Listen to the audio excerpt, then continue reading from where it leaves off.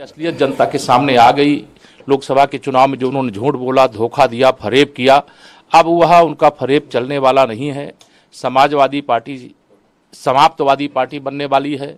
वो पीडीए के नाम पे राजनीति करते हैं, लेकिन एक दलित की बेटी की हत्यारा करने वाला हत्यारा उनके साथ बैठता है।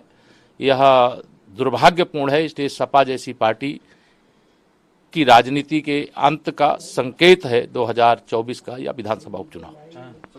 केशव प्रसाद मौर्य को आप सुन रहे हैं। जाहिर है उत्तर प्रदेश में भी उपचुनाव के अगर यही रुझान नतीजे में तब्दील होते हैं 7-2, ये उनकी खुशी का ठिकाना तो जाहिर है नहीं होगा। लेकिन संजय राउत का रिएक्शन बहुत दुर्भाग्यपूर्ण है। मीनाक्षी, इस तरीके से मेन विपक्ष जो है अगर वो नतीजे मानने से इनकार कर दे हर चुनाव के बाद, तो आप समझिए कि लोकतांत्रिक व्यवस्था के लिए कितनी दुर्भाग्यपूर्ण परिस्थिति। और जिस तरीके से उन्होंने इन नतीजों के बारे में बोला, नतीजे आ ही नहीं सकते। शिंदे को 60 सीटें कैसे आ सकती है? अब एरोगेंस देखिए ना सौरभ, जब लाड़की बहना को लेकर सवाल पूछा गया कि लाड़की बहना गेम चेंजर हो सकती है, तो एरोगेंस देखिए कुछ नहीं होता। लाड़की बहना लाड़के भाई है, तो ये भी तो देखिए ना एरोगेंस किस तरह का। और वही एरोगेंस जो है, वही एटीट्यूड, वही अप्रोच जब महिला के खिलाफ बयान दिया जाता है तब भी यही अप्रोच रहती है। तो कहीं ना कहीं उनको डैमेज किया है।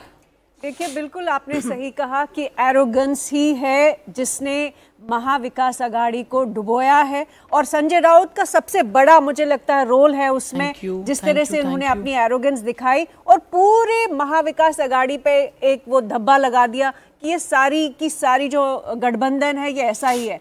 लेकिन सबसे बड़ी बात मुझे जो लगता है कि देखने वाली, चलिए एक बार नंबर आपको बता दें। यहाँ पर देखिए, कांग्रेस प्लस यहाँ महाविकास आघाड़ी 53 पर है और शिंदे सेना 55 पर है। भैया तीन दल मिलकर 53 हो रहे हैं और वहां पर अकेले शिंदे सेना 55 पर है। तो नाराजगी, गुस्सा, खिसियाहट लाजमी हो जाता है। बीजेपी अपना 2014 का 123 सीटों का प्रदर्शन जो है वहां पर उसी को यहाँ पर दोहरा रही है। 123 सीटों पर लीड यहाँ पर करी है कांग्रेस। देखिए 15 सीटों पर यहाँ पर आकर सिमट रही है। पहले 22, फिर 20 और अब 15।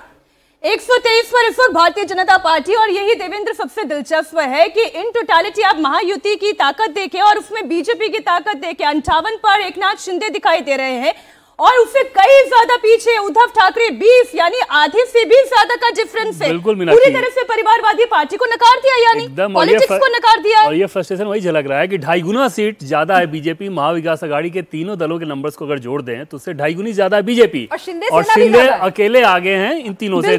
तीसरी चीज जो ज्यादा दिलचस्प नजर आएगी आपको कि अभी तक के जो डाटा है उसके हिसाब से कांग्रेस पार्टी, जो कि महाविकास आघाड़ी में सबसे बड़ी पार्टी है, अदर्स के साथ बराबरी के नंबर पे है। यानी 15 स्ट्राइक रेट इस वक्त आपके सामने। एकनाथ शिंदे का स्ट्राइक रेट 72.5%, 58 सीटों पर लीड करते हुए एकनाथ शिंदे। और यही संजय राउत का सबसे बड़ा दर्द है जो उन्हें पच नहीं रहा है। 60 सीटें आखिर कैसे लेकर? बीजेपी का स्ट्राइक रेट 82.55%, 149 सीटों पर लड़े थे। पहले के मुकाबले कम सीटों पर लड़े थे। 123 सीटें यहां पर बीजेपी जीत रही है। और अदर्स को भी देखना दिलचस्प होगा क्योंकि उसमें कई बीजेपी के सपोर्टेड जो है कैंडिडेट वही खड़े हुए थे। तो यहां पर देखिए कि किस तरह से कांग्रेस जो है अभी 15 से भी नीचे जाती हुई। अजीत पवार का स्ट्राइक रेट जरा एक बार इस पर नजर आप डालिए।